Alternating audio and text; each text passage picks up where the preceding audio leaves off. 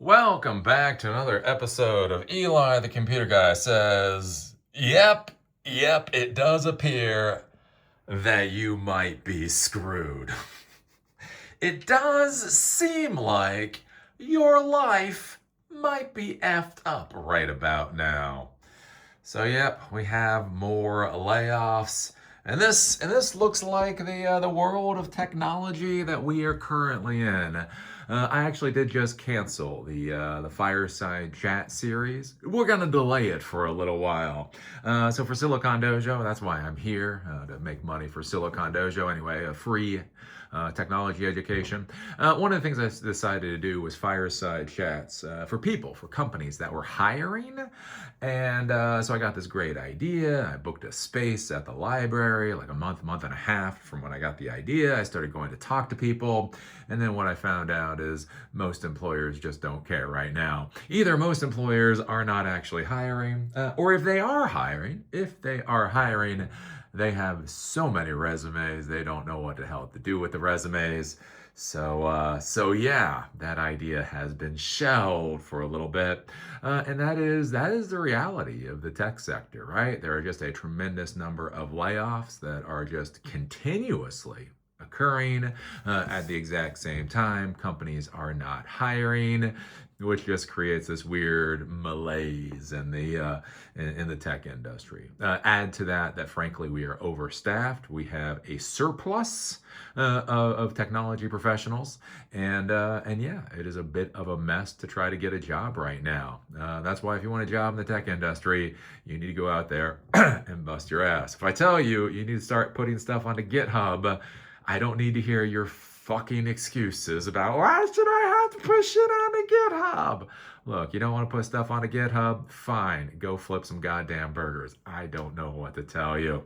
Because again, it is getting worse. I mean, we've talked about this with, Amazon is doing layoffs. With Amazon, it's like they either just did 16 or 14,000 layoffs, and I think they're going to do like another 16 or 14,000 layoffs. UPS is laying off. Block just got rid of half of their employees, and I really want you to just grasp that for a second. A technology company was able to eliminate 45% of their employees, and it's still a functional company. The company is still functioning, which kind of shows you the value of all of those employees. Meta right now is actually in the process of laying off folks. Just all of these companies are laying off, not because of artificial intelligence or any of that kind of thing, but simply because we don't have 1% interest rates anymore. 1% interest rates created something called the everything bubble. It's kind of funny, we don't hear those words anymore, right? A few years ago, we heard about the everything bubble, and the idea was everything from housing to stock prices, all of that stuff. The valuations were driven through the roof because the government allowed money to stay cheap for far too long. And now that the economy is resetting, well, companies don't need so many asses in seats. You also look at this with everything going on in the world, again, especially with the current administration, and things are probably going to get a lot worse, right? With the war that we started in Iran, and the consequences of that war with fuel prices and that type of thing.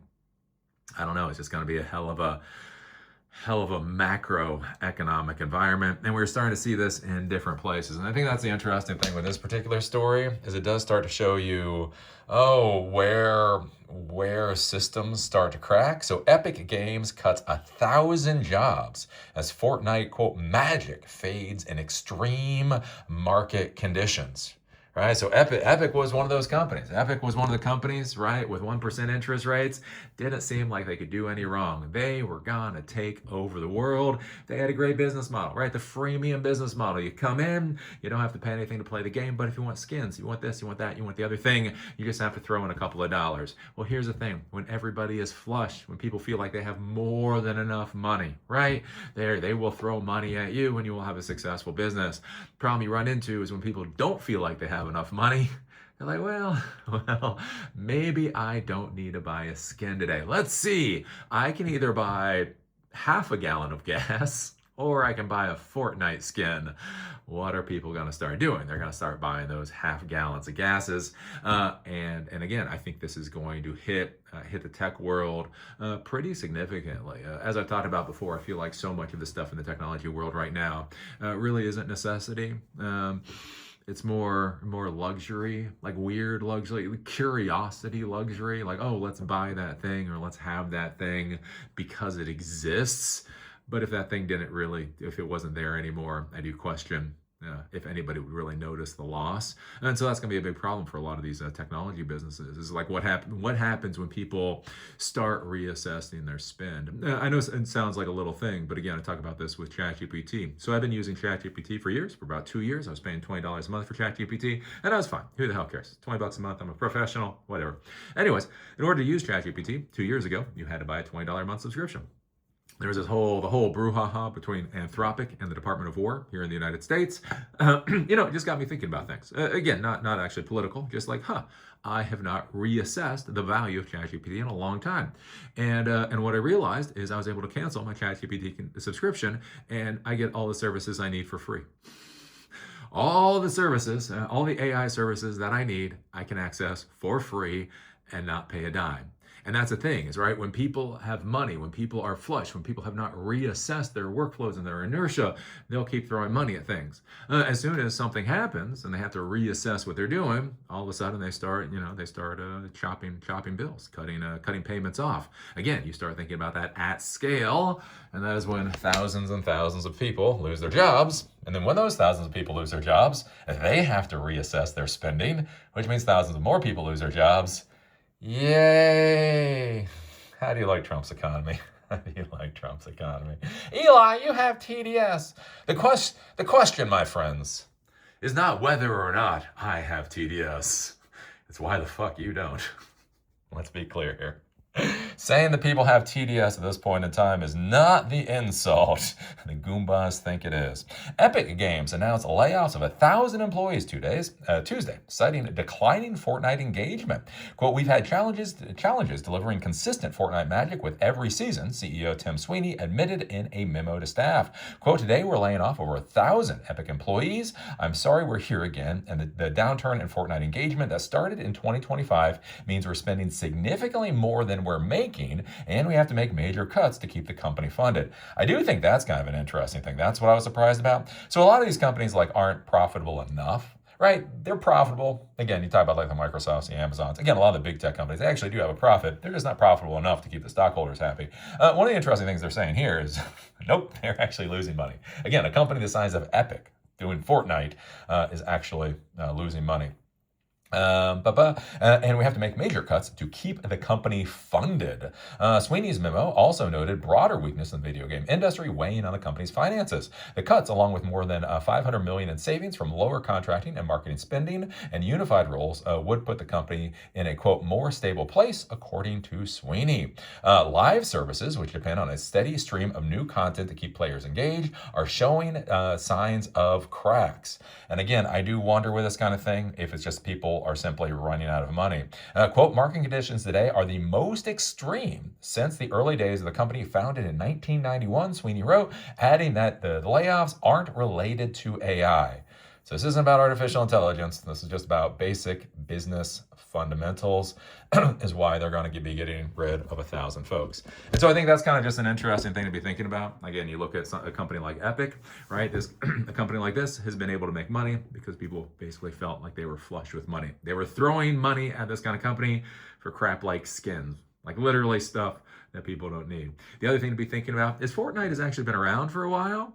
Again, the older you get, the faster time goes. But Fortnite has actually been around for a significant amount of time. And one of the questions for a company like this is, have you just gone through the popular culture phase, right? Sometimes things are popular. After a while, they stop being popular. If you do not create the next product or service to keep your company going, you may go bankrupt. You may go belly up. One of the things to be looking at this again with something like Fortnite is maybe the time has come, man. The time has gone. I do wonder with that, even with video games in general. So again, I have my video game system.